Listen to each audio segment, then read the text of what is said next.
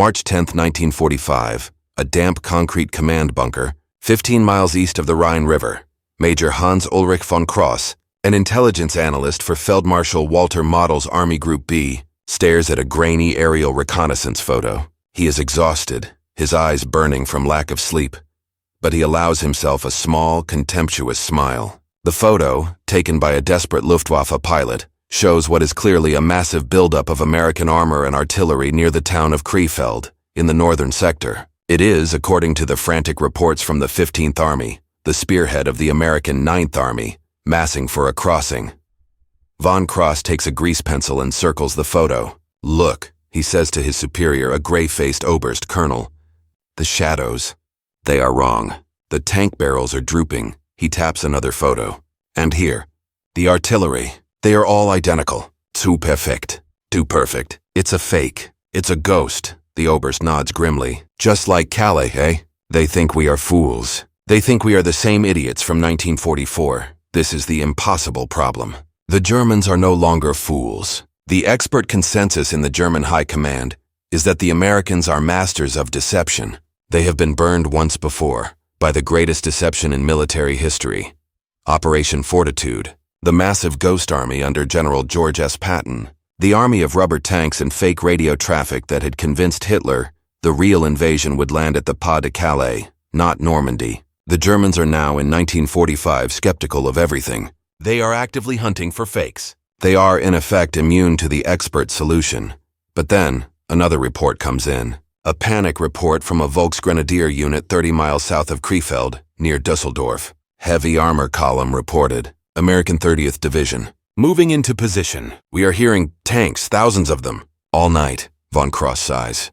More ghosts, Herr Oberst. Tell them to hold their nerve. But the Oberst is pale. This report is different.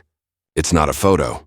It's a sound report and a signal intercept. The 30th Division's radio operator. We have his fist. We recognize it. It's him.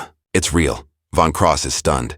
The 30th Division is real. The 9th Army is real. They are massing in two places at once. It's impossible. What the Oberst and Major Von Cross, two expert German intelligence officers, cannot possibly understand is that they are both right. The 9th Army is a ghost. The 30th Division is a ghost. But they are a new kind of ghost. A ghost that talks. A ghost that clanks. And they are a ghost that has been created by 100 men. This is the story of how a crazy idea, born in an art school and a recording studio, became the most powerful and most secret weapon of the war. This is the story of how 100 artists, actors, and sound engineers fooled 30,000 Wehrmacht soldiers, saved thousands of lives, and held the expert system of warfare in the palm of their hand. Let's rewind to 1943. London.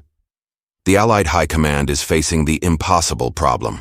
Operation Overlord, the invasion of France, is being planned, and it is a tactical nightmare. The Goliath is not just the German army, it is the Atlantic Wall. It is 2,400 miles of concrete bunkers, artillery, machine gun nests, and steel obstacles, and guarding it is the Desert Fox himself, Feldmarschall Erwin Rommel, a man who knows with absolute certainty that an invasion is coming.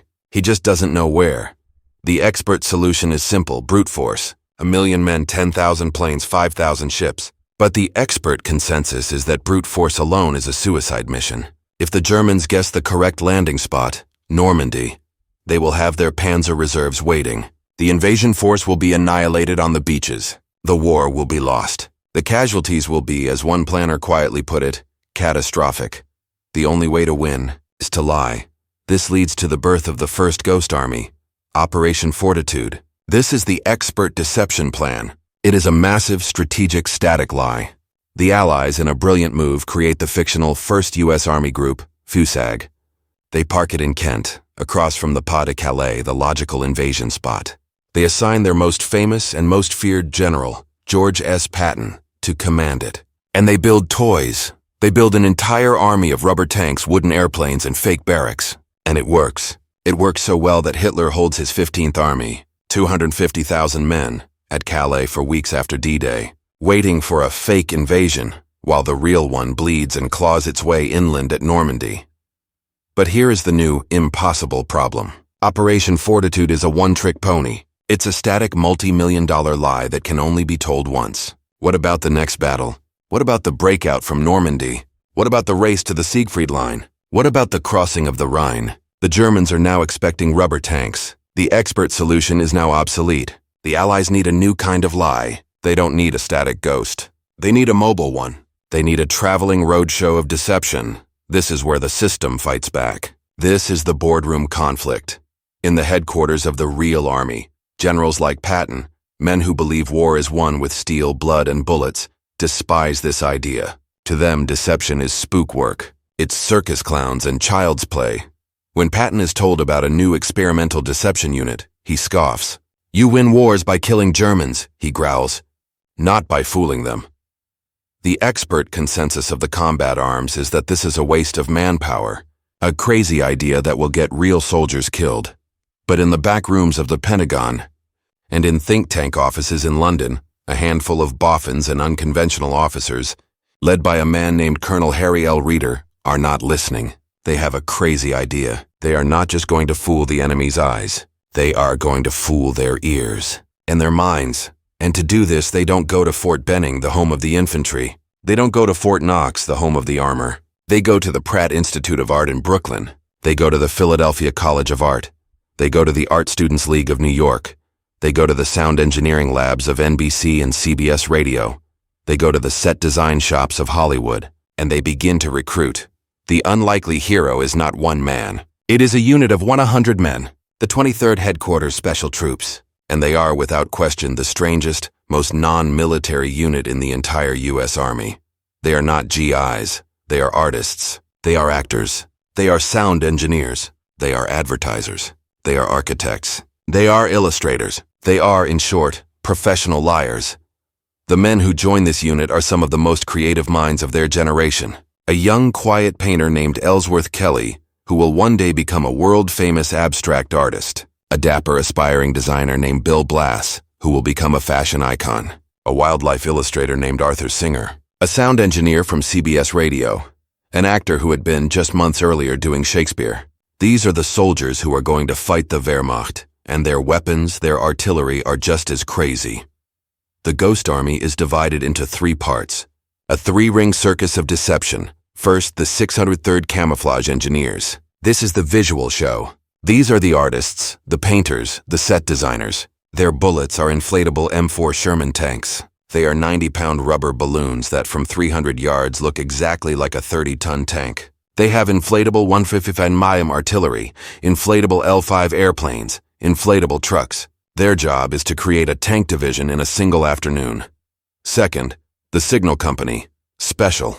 This is the audio show. This is the forbidden magic that will change the war. These are the sound engineers. They have gone to Fort Knox and made meticulous, high-fidelity 3313 RPM recordings of every single sound a real armored division makes. The clank-clank squeal of a green M4 Sherman, which clanks more, versus a veteran one. The sound of a 75mm cannon. The sound of a C-47 transport. And, most brilliant of all, the sound of GIs swearing while building a pontoon bridge at 3 m. They edit these sounds into scripts. Division arriving. A division departing. Midnight artillery barrage. And their weapon to fire this bullet is a 500-pound loudspeaker mounted on a half-track, a speaker so powerful it can be heard 15 miles away. Third, the 3132nd Signal Service Company. This is the radio show. The script writers. These men are trained to impersonate the unique electronic fingerprint, the fist, of a real division's radio operators. They create a vast, complex web of fake radio traffic, a soap opera of false orders, false fuel requests, and false panic reports, knowing the expert German analysts like Major von Cross are listening. Analyzing and believing. This is the Ghost Army. 100 men. Their expert commanders in the real army laugh at them. They are a joke. They are toy soldiers. They are the Phantom Platoon. Their mission is simple and impossible. Land in France, and with rubber speakers and scripts, impersonate 30,000-man armored and infantry divisions. They are to drive into the line, fake a massive buildup to draw the Germans, and then vanish, just as the real American division 50 miles away launches its real attack. They are 100 men, and their job is to go hunting for a 30,000-man German army. The 23rd Headquarters Special Troops, the 100 artists and actors, landed in Normandy in July 1944, just weeks after the D-Day landings. They were a ghost in their own army.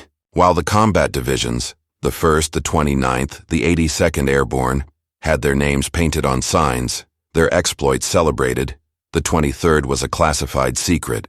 Their unit designation was a lie. Their shoulder patches were a lie. They were, officially, a phantom, and the real GIs of the combat arms, the men who had bled for every inch of France, looked at them with a mixture of confusion and contempt. They saw men who were older, men in their 30s, who looked more like college professors than soldiers. They saw men driving half-tracks that, instead of a .50 caliber machine gun, had a massive, strange-looking speaker on the back. They saw trucks loaded not with ammunition, but with 90-pound rubber balloons. The Ghost Army was a joke. They were the Phantom Platoon, the rubber duck outfit. The Germans weren't the only ones laughing. The Americans were too. This was the boardroom conflict, and it wasn't happening in Washington. It was happening in every forward command post in France. A grizzled division commander, a by-the-book general from the real army, would be approached by a young, eager-looking officer from the 23rd. The 23rd officer, a man who might have been an ad executive 6 months prior, would make his pitch. "Sir, we can help you. We can make the Germans think you are here. When you are actually there, we can draw their artillery. We can make them move their panzer reserves." The general, a man like George S. Patton, who believed war was won with steel, would just stare at him. "Son," one general reportedly said, "are you telling me you're going to fight the 11th Panzer Division? With a balloon? Get the hell out of my tent." The expert consensus was that this was child's play. It was a crazy idea that was going to get real GIs killed.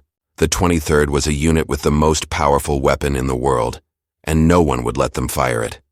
They needed a test.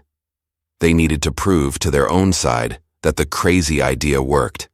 The unlikely heroes, the artists and sound engineers, were frustrated. They hadn't come to France to be laughed at.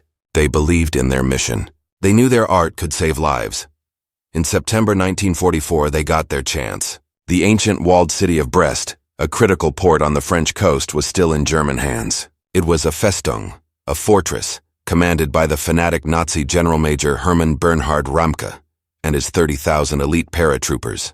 They were completely surrounded by the American 8th Corps, but they were dug in, they had massive coastal guns, and they were fighting to the last man. The siege was a bloody, grinding, costly stalemate. The American commander, General Troy H. Middleton, was a by-the-book, old-school infantryman, but he was also desperate. His men were dying every day, and he was taking too long. It was at this moment that the 23rd's commander, Colonel Harry Reeder, made his pitch. "General," he said, "let us help you. You have the 6th Armored Division, your main striking force on the eastern side of the city. Let us impersonate them on the western side. We'll make General Ramke think he's being hit by 2 armored divisions, from 2 directions. We will make him believe he is hopelessly surrounded by a fresh new army." Middleton, skeptical but desperate, agreed. This was the test. It was Operation Fusillade, the 1-100. Men of the Ghost Army were about to impersonate the 15,000 men and 200 tanks of the 6th Armored Division. The artists went to work. The 603rd Camouflage Engineers, the visual unit, moved in. They found open fields on the western approach to Brest, fields in full view of German reconnaissance planes, and they began to inflate their army. 4 GIs would pull a 90-pound rubber bundle from a bag, attach an air compressor, and in 20 minutes, a 30-ton M4 Sherman tank would appear. They did this 50 times. Then they inflated rubber artillery, rubber trucks. They bulldozed fake tank tracks into the dirt, perfect tracks, just like the expert German analyst thought he'd see. The real GIs of the 8th Infantry, the men holding the line, watched this and they laughed. They hooted, "Hey, don't shoot! You'll pop 'em!" It was a joke. And, just as Major von Cross would later suspect, the Germans were skeptical. A Luftwaffe recon plane flew over, photographed the division, and the German analysts in Brest looked at the photos with suspicion.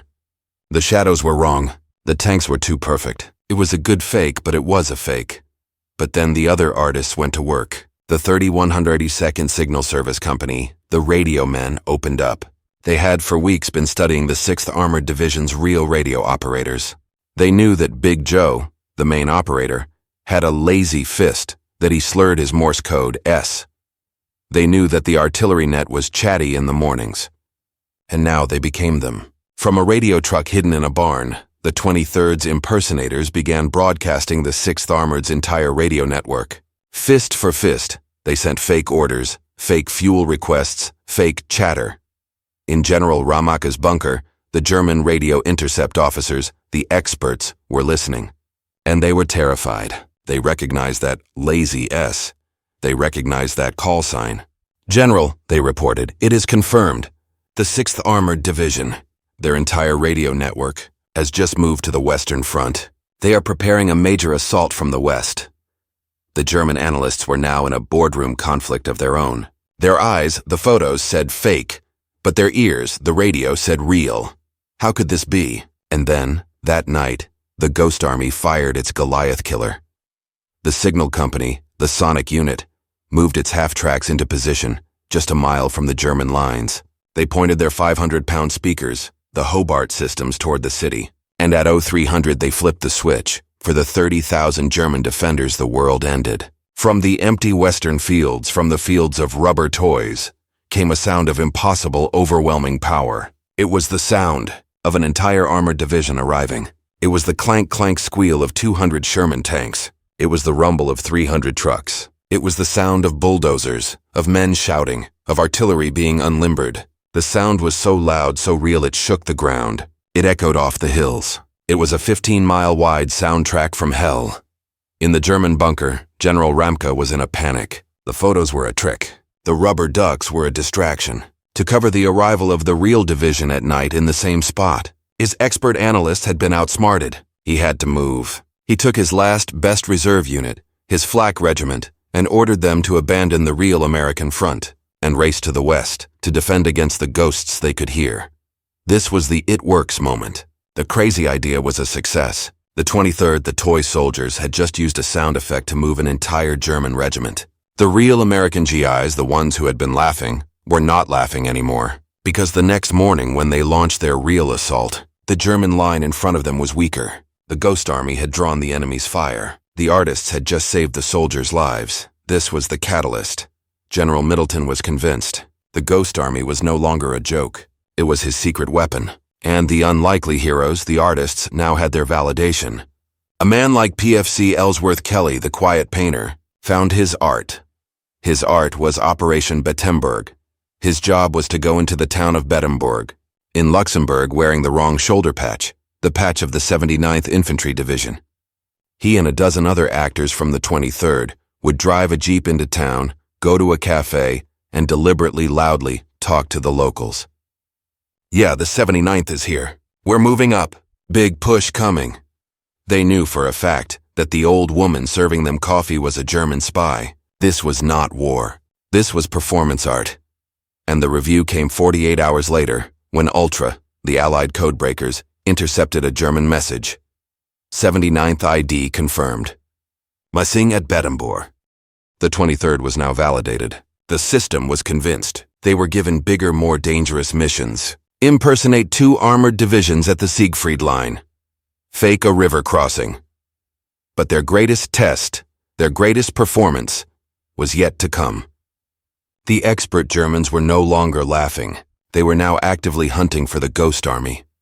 But how do you hunt a phantom that can sound like a tank, look like a regiment, and move 100 miles in a single night? February 1945, a cold, damp chateau near the Dutch-German border. This is the headquarters of the U.S. 9th Army, commanded by Lieutenant General William "Will" Simpson. Simpson is a quiet, meticulous, by-the-book engineer. And he has just been given the impossible problem. He is part of Field Marshal Bernard Montgomery's 21st Army Group, and he is about to lead the largest, most complex, and most dangerous operation of his career, Operation Plunder. The 9th Army, 30,000 men, is to force a crossing of the Rhine River near a town called Wesel. This is not Normandy. This is worse. The Goliath is not a disorganized, surprise German army. The Goliath is the 1st Fallschirmjäger Army and the German 15th Army. They are elite, dug in, and most importantly, they are expecting him. The Rhine is their last great defensive line, and they have lined the east bank with 88mm cannons, pre-sighted mortar pits, and 30,000 Fallschirmjäger, paratroopers, who have been ordered by Hitler to fight to the last man. This is the boardroom conflict, and it's a grim one. General Simpson looks at the casualty estimates. They are catastrophic. The expert consensus is that his Ninth Army, in its 30,000-man brute force assault, will suffer casualties on par with the Hurtgen Forest or the Battle of the Bulge. He is, in effect, being asked to lead a suicidal charge on a grand scale. He must have a diversion, but the Germans are expecting a diversion. The expert German analysts, men like Major von Cross, have studied Operation Fortitude. They are now actively looking for rubber ducks. A by-the-book diversion, a small fake buildup, will be spotted and laughed at. Simpson needs something more. He needs a lie so big, so convincing and so loud that it will force the German High Command to move its best divisions away from his real crossing. This is where the system balks. Simpson is a conventional general. He is being told that his best hope, the expert solution for his 30,000-man problem, is a crazy unit of 1,100 actors and artists. This is not a test anymore. This is the main event. He is being asked to stake the lives of his entire army on the performance of the Ghost Army. If the 23rd fails, if the Germans don't buy the play, they will be sitting in their bunkers waiting when Simpson's real 30,000 men hit the water at Wessel. It's a gamble of impossible proportions. The commander of the 23rd, Colonel Harry Reeder, makes his pitch. It is the most audacious, crazy plan of the war. General, Reeder says, we will not just impersonate a unit. We will impersonate 2 entire divisions. We will impersonate your own 30th and 79th Infantry divisions. We, 100 men, will make the Germans believe that 40,000 Americans are crossing the Rhine 30 miles south of you, at Dusseldorf. We will create a ghost army so real, they won't be able to ignore it. Simpson, a pragmatist, looks at the casualty numbers. He looks at the artists. He makes the damn the rules decision. Do it, he says. You are now the 30th and 79th divisions. The lives of the 9th Army are in your hands. Do not fail. This is Operation Viersen. It is the Ghost Army's masterpiece. It is their Hamlet. And the Wuddy 100 unlikely heroes are about to give the performance of their lives to an audience of 30,000 German soldiers. The play begins on March 10th, 1945. The real 30th and 79th divisions, the units the Ghost Army will impersonate, are quietly, secretly pulled out of the line, 30 miles north to prepare for the real crossing, and into their empty spot, 30 miles south, in the town of Viersen, opposite the heavily defended German city of Dusseldorf. The Wuddy 100 artists arrive, and they are loud. This is Act 1, the spoof deception. The 23rd's actors roll into Viersen, but they are not wearing 23rd patches. They have all, in a meticulous, theatrical move, repatched their uniforms. They are now, officially, the 30th Old Hickory Division and the 79th Cross of Lorraine Division. They paint the real bumpers of their real Jeeps and trucks with the 30th and 79th markings. And then, they go to the cafes. This is performance art as warfare. Men like the young PFC Ellsworth Kelly, the artist, are now actors. Their job is to drive into town, find a guest house full of locals, and get drunk. They talk loudly to each other, and to the pretty French-speaking locals. Yeah, the 30th is here. The 79th too. It's the big one. We're crossing at Dusseldorf. The Old Hickory is going to lead the way. They know, with absolute certainty, that the friendly bartender or the old woman sweeping the floor is a German agent, a stay-behind spy. And they know that every word they say is being dutifully reported back to Major von Cross's headquarters. In the German bunker, the expert reports are flooding in. Local agent confirms. 30th ID and 79th ID have arrived at Viersen. Local populace confirms. Assault at Dusseldorf is imminent. Von Cross is skeptical. It's too perfect. It's too obvious. It's a trap, he tells his Oberst. It's the same trick as Calais. Where are the tanks? Where is the radio? Act 2, the radio. The 3132nd Signal Service Company goes to work. They know that the real 30th and 79th Divisions, now in radio silence up north, have left a radio void that the German experts will notice, so the 23rd fills it. They have the scripts, they have the fists. They become the 30th and 79th Divisions. From a hidden truck, a Ghost Army operator, a kid who might have been a ham radio nerd in New Jersey, begins to broadcast. He is Big Joe, the Lazy S operator from the 30th. He sends a fake request for fuel, requesting 5,000 gallons 80-octane Viersen over. In the German listening post, the intercept officer's blood runs cold. He knows that fist. He has been listening to that lazy S for 6 months. It's him. It must be real. Von Cross is shaken. The eye report from the spy was suspicious. But the ear report, the radio, is confirmed. How can this be? Act 3, the visual. Now the artists go to work. The 603rd Camouflage Engineers. But they are not the 603rd from Brest. They have learned. They know the Germans are looking for 2 perfect rubber ducks, so they don't make it perfect. They get sloppy on purpose. They inflate 200 rubber tanks, but they don't line them up in a perfect field. They hide them badly in a pine forest with just the barrel of 1 tank sticking out. They inflate an artillery battery, but they deliberately forget to camouflage one of the guns, as if a green crew had made a mistake. They inflate a squadron of L5 artillery spotter planes and park them on a dummy airstrip. Then, they take a real bulldozer and just drive all day back and forth, creating a massive muddy tangled web of real tank tracks, all leading to the badly hidden rubber tanks. A Luftwaffe recon plane, a brave, suicidal pilot makes a high-speed pass. He takes the photos. Back in the bunker, Von Cross and the Oberst look at the new evidence. The Oberst is convinced. Look, they are sloppy. They are in a hurry. This is not Fortitude. This is real. The rubber ducks at Krefeld. That was the fake. This is the real assault. Von Cross is still not sure. The fist is real. The spies are real. The photos look plausible, but 30,000 men? He cannot hear them. You cannot hide the sound of 40,000 men. Act 4. The Goliath Killer. The sonic deception.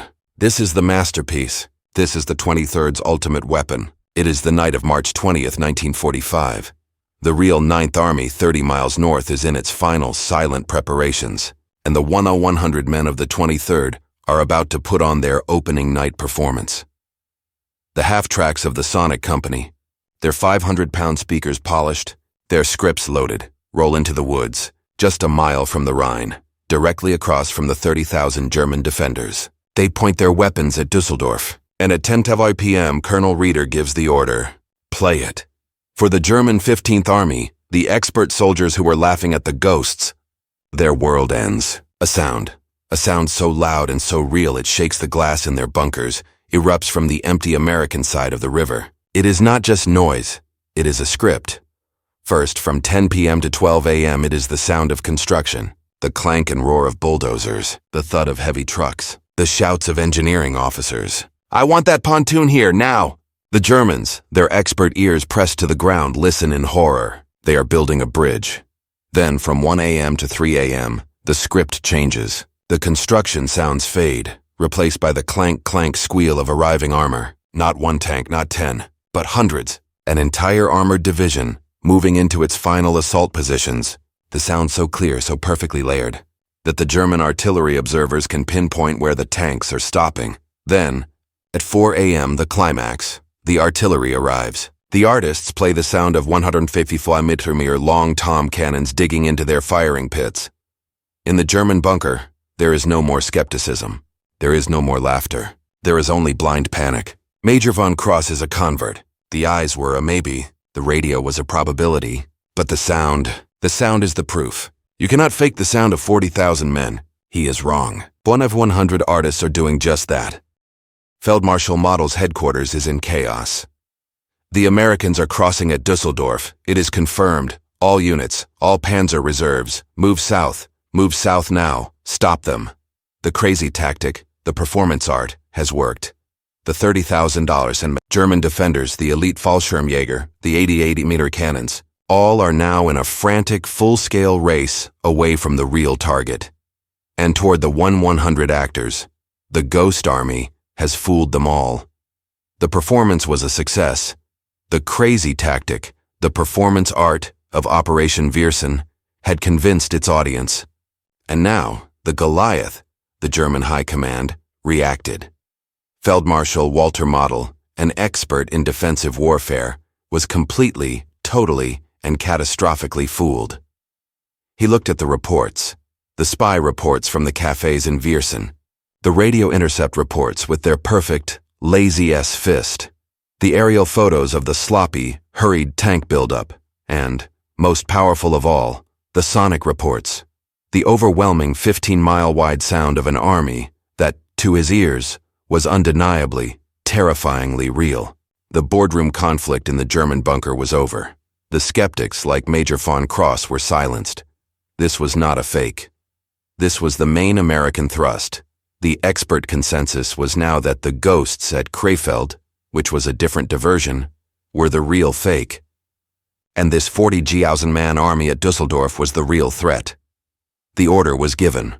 General Major Heinz Fiebig, commander of the 86th Corps, was ordered to hold at Dusseldorf at all costs. And, most critically, Feldmarschall Model released his last best armored reserves, the 116th Panzer Division, the elite Greyhound Division. This was his fire brigade, the unit he had been holding back to counterattack any Allied crossing. And now he sent them south. On March 21st and 22nd, the entire 116th Panzer Division raced away from the real objective at Wesel and toward the 1E100 artists and their 500-pound speakers. The Goliath had taken the bait, and now the unlikely heroes had to pay the price. The Germans, convinced they were facing a 40,000-man assault, did what any expert army would do. They pounded the Ghost Army. For 2 days, a massive, concentrated German artillery barrage, hundreds of 88mm and 105mm shells, rained down on the phantom positions. This was the test the artists had never expected. They were actors. They were sound engineers. They were not combat infantry. But now, they were taking real fire. PFC. Ellsworth Kelly, the painter, spent 48 hours in a foxhole. The world, exploding around him as German shells aimed at his fake rubber tanks tore the trees apart. The artists were now officially combat veterans. Their performance art had become terrifyingly real. They had to hunker down, endure the shelling, and keep the show going. They had to act like a 40,000-man army, and take the punishment meant for one. And they did. They did not break. They did not run. They endured the barrage, and at night, they turned the speakers back on. This was the most crazy and suicidal part of all. While being shelled, they played the sound of arriving reinforcements. The Germans, hearing more tanks arriving through the barrage, became even more convinced. They poured even more shells. The 100 men of the 23rd had successfully pinned down an entire German army, an army 30 times its size. And then, 30 miles to the north, the real Goliath killer struck. It was 200 hours, March 24th, 1945. The town of Wesel. A young GI with the 30th Infantry Division, the real 30th Infantry Division, knelt in the mud, his knuckles white on his M1 rifle. This was it. This was Operation Plunder. This was the river of blood that General Simpson's planners had warned him about. He had been told to expect 80% casualties in his boat. He and his squad, part of the 9th Army, loaded into their small assault boat and pushed off into the black, fast-moving water of the Rhine. The men were silent. They were paddling. They were all, to a man, expecting the world to end. They were expecting the brrrr of the MG-42s. They were expecting the crump of the pre-sighted mortars. They were expecting to die. And then, nothing.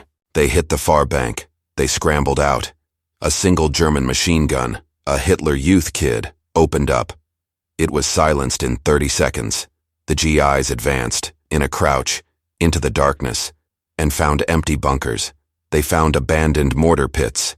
They found empty 88mm gun emplacements. The expert defenders, the elite Fallschirmjäger, the men who were supposed to fight to the last man, were gone. General Simpson's 30,000-man army, the men who had been braced for a second Omaha Beach, a second Hurtgen Forest, just walked across the Rhine. The river of blood was a river of mud. The expert German defense, the impossible problem, had been absent. Where were they? They were 30 miles south. They were in a traffic jam, racing to Dusseldorf to fight an army of speakers. The Ghost Army had done it. The artist had saved the soldiers. The crazy tactic had worked. And now, for the Ghost Army, the punchline. Their performance was over. The 9th Army was across. It was time for the Great Disappearing Act. On the night of March 24th, while the Germans were still shelling their phantom positions, the men of the 23rd did what ghosts do. They vanished. Quietly, with no lights, The 1,100 men packed up their weapons. The artists deflated their 200 rubber tanks, rolling them up and stuffing them into duffel bags. The sound engineers turned off their soundtrack from hell and packed up their speakers. The actors got in their real jeeps, and by dawn, the entire 23rd Headquarters Special Troops had simply driven away, melting back into the Allied lines, their mission complete. The German High Command was now in the ultimate state of confusion. Their phantom army at Dusseldorf had gone quiet, and to their north, they were getting panic reports that the Ninth Army was already across the Rhine at Wesel. It was impossible. Feldmarschall Model, realizing in a cold, dawning horror that he had been played, gave the final order. Counterattack, at Dusseldorf, now. Find them. This was the punchline. On the morning of March 25th, the elite German Fallschirmjäger, the same men who should have been at Wesel, finally launched their expert counterattack.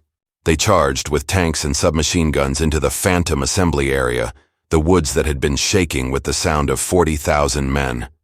And they found nothing. A German Oberleutnant, a hardened veteran of the Eastern Front, kicked open the door of a command post and found an empty room with a single abandoned coil of speaker wire. His men, fanning through the woods, found rubber balloons, punctured by the shrapnel from their own artillery. They found tank tracks that just stopped. They found a speaker, which one of the 23rd's men had in his haste left behind. The laughter that had been directed at the Ghost Army now died. The expert German High Command, the Goliath of Wehrmacht intelligence, had been completely, totally, and humiliatingly fooled. 30,000 German soldiers had been held in place, moved, and sent on a wild goose chase. By 1,100 artists, the numbers tell the story. The 1,100 men of the 23rd in Operation Fortitude had impersonated 40,000 men. They had drawn at least 2 entire German divisions, over 30,000 men, away from the real battle. And the cost? The expert planners for Operation Plunder had estimated at least 10,000 to 15,000 American casualties in the first 48 hours. The real number, thanks to the artists, was less than 800. The Ghost Army had saved, by a conservative estimate, thousands of American lives. General William Will Simpson, the by-the-book engineer, was the first to validate the crazy tactic. In his classified after-action report, he was unambiguous. The contribution of the 23rd Headquarters Special Troops, he wrote, was invaluable. He stated that their crazy operation had been brilliantly successful, and that it had, without question, saved the lives of thousands of men in his Ninth Army. The system, the boardroom of real generals, was now a true believer. The artists had proven that a sound effect was just as powerful as an 8-inch shell. The war in Europe ended 6 weeks later. On May 8, 1945, Germany surrendered. The 1,100 men of the Ghost Army celebrated, not in Paris, but in a quiet staging area, their mission and their very existence already being wrapped in a thick blanket of official secrecy. They had performed 22 separate deceptions after landing in France, from the test at Brest to their masterpiece at the Rhine. By conservative estimates, their crazy tactics, their art, had saved the lives of over 15,000 and perhaps as many as 30,000 American soldiers. But there were no parades for the 23rd. There were no press conferences. There were no unit citations read aloud. The expert system, the boardroom of the High Command, which had now seen firsthand the impossible power of this new kind of warfare, made a decision. This crazy idea was too good. It was too powerful to be made public. The Ghost Army was, in effect, a state secret. The men of the 23rd were ordered to sign secrecy oaths. Their records were classified. Their unit diaries were locked in a vault in the Pentagon. And then, the unlikely heroes, the artists and actors, were sent home, quietly, one by one. They were humble heroes, not by choice, but by law. They were forbidden from telling anyone what they had done. They couldn't tell their wives. They couldn't tell their children. They couldn't tell their friends. The men who had impersonated the 30th Division couldn't go to a VFW, veterans of foreign wars haul and talk to the real 30th Division veterans, the men whose lives they had saved, and so they returned to their quiet lives. They simply became artists again. Ellsworth Kelly, the PFC, who had acted in cafes and endured real artillery fire, went back to Paris and, using the camouflage patterns he had learned in the 603rd, became one of the 20th century's most famous abstract painters. Bill Blass, the actor who had helped stage the deceptions, went back to New York and, using his eye for design, built a global fashion empire. Arthur Singer, the artist who painted the phony patches, became one of the world's most renowned painters of birds. They lived their entire lives, built their entire careers, on the foundation of a secret they could not share. When their children asked, "What did you do in the war, Dad?" they had to lie. "I was in a special engineer unit," they'd say. "I painted signs. I drove a truck." The men who had commanded phantom armies, who had fooled 30,000 Germans, who had saved 30,000 American lives, had to pretend they had been file clerks. The Goliath they had fought, the expert German intelligence system, remained baffled for decades. In his memoirs, General Major Günther Blumentritt, the 15th Army's Chief of Staff, wrote with confusion about the Rhine crossing. He admitted they had been completely surprised that their intelligence had failed and that the Americans had appeared at Wesel as if by magic. He had no idea, and would never know, that his failure was due to 100 artists and a 500-pound speaker. The Ghost Army's legacy was so secret, it became a ghost itself. The U.S. Army locked the story away and threw away the key. The 23rd was officially deactivated in 1945, and its innovations, its crazy tactics, were almost lost to history. But the system, the expert boardroom, had not forgotten.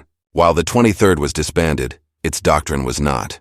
The crazy idea that you could fight with sound, with radio, and with psychology became the foundation for an entirely new and highly secret branch of the U.S. Army. The artists of the 23rd were the forefathers of the psychological operations, psyops, and information operations, IO units of the Cold War. The sound engineers of the 23rd were the direct ancestors of the electronic warfare era specialists who, in Vietnam and Iraq, would use radio and sonic deception to hunt their new enemy.